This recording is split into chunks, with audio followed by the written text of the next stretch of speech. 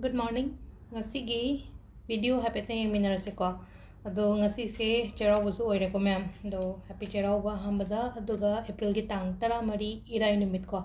Irai numit akone sizinagada color setkadaba color haragadi sky blue gumba set pi be ko light oiba blue sky blue ko. Aduga mana hambada card ki message minarase adu matungda akoi timing afaba se amuk ai hajara ko ma'am da. This is the key. Akong katang to kasi kung nuti wala logto pa dumay na card number 1, 2, 3 ko.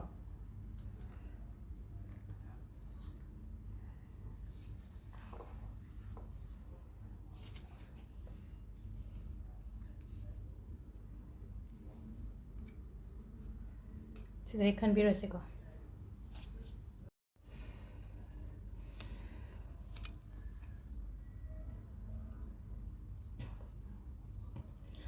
Bagi se 10 of wands and like 10 of wands se responsibilities yame hai tare ko thau yam ba haibu do marum da thau yam ba haragadi yum gi oro mapan gi oro hai tare ko aina loina mak pu gi type to do bhar do hai tare ko yum gi bhar pu ba ga hene na ko haji arum ba do loina ma isai thana thangala chappa do main oino oibu do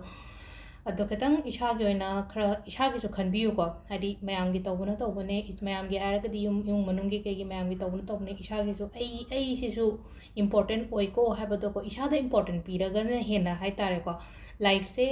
leina ko katang adum khara change la kane ko ko sum hangai le ramba ga sum yeng ne hadi wakan se katang change to ba hadi mi gi da haraga mi gi da haraga icha gi family gi kari gi hadi ai gi sa se da kem da care pi ba ngam draga di negativity adu da la kane ba ai isha gi oina matam kai thok bi ko to bi ama ham dar ka ro ko matam katang kai thok bi isha gi oina ai si su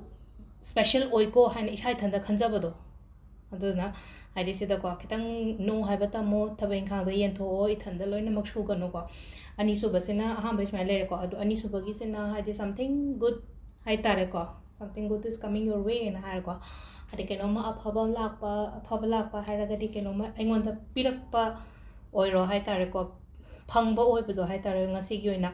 aduga ahum su bagi sina ko chamam naraga leiba lei ko haidi pot ani khakta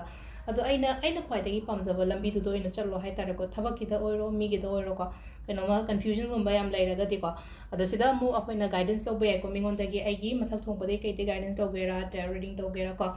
ado naina ha petang yengaga hari thabak to tawui ba hai tare ko khandaraga bujana aduga apoi gi timing aphabasina amu kari no hai ga da ngasi gi mari ga minute yankai mari dagi na Pung mapan ga minute kuntra mapan paung lere trama thoi ga minute tranga dai na baro ga minute yankai paung lere mari ga minute ama dagi na manga ga minute kuntra taruk paung lere adai nungdang gi na nipan ga minute kumanga dai na mapan ga minute yankai paung lere trama thoi ga minute tra mari dai na ahum ga minute kun nipan nongalam dai gi ko sisina akoi gi afaba timing ko ado sida lere card ki message ado kaino hai tare ko bracelets adagi crystal kari kra loimak cash on delivery gi khudong chaba loi lere ko aduduna aina mamang da pigiba number ngai du da hai tare ko aduda du message habi gera call to bira ko call to buya ba number leibane imphal gi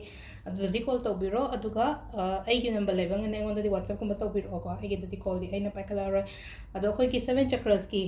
lik aina ngang su post one sidi rose quartz ore aina pairi sidi ko 7 chakra ki lik se ahan ngai na siba da pheba aina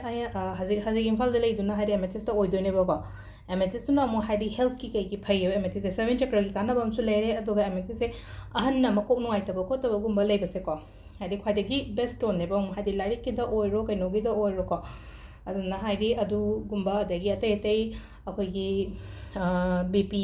sum hadi control da leina ba adagi diabetes sugar level ke ka control da leina ba